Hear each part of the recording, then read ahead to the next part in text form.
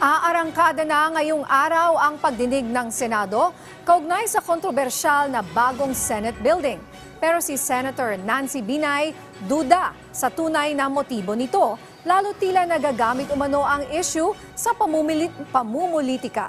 Si Daniel Manalastas sa sentro ng balita. Mas umaalab ba ang tensyon sa kontrobersyal na new Senate building matapos magkaroon ng patutsada si Senator Nancy Binay na dating Committee on Accounts Chairperson?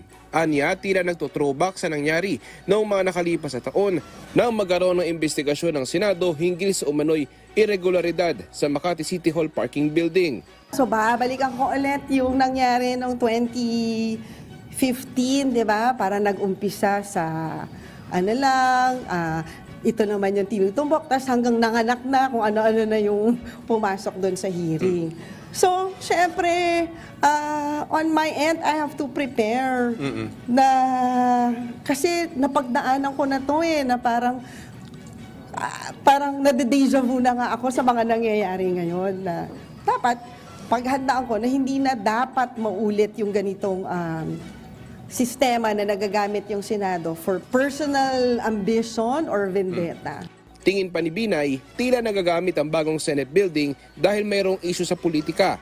Una, ayoko maniwala Pero habang tumatagal, parang doon tumutumbok na nagagamit lang yung Senate building for his issue. Diba?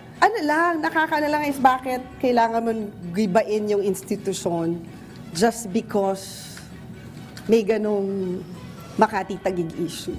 Ayon kay Binay, hindi pa niya nakakausap ang kasalukuyang Accounts Committee Chairperson na si Senator Alan Peter Cayetano.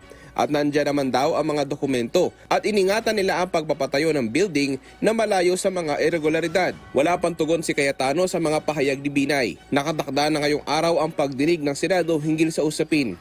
Pero nauna nang iginiit ni Senate President Francis Escudero na walang nagsasabing nagkaroon ng irregularidad sa proyekto.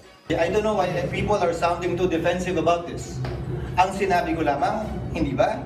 Masyadong mataas at parang masama sa panlasa na ganito kalaking halaga ang kailangan gastusin sa isang gusali ng pamahalaan. Yun ang sinabi ko. Wala akong sinabi na anomalya, wala akong ina-allege na anomalya, wala akong inaakusahan ng anumang uri ng anomalya. Masama lang sa panlasa. Kung payag kayo dyan, siguro kayo kaya niyang sigmurahin yun. Ako hindi Daniel Manalastas para sa Pambansang TV sa Bagong Pilipinas.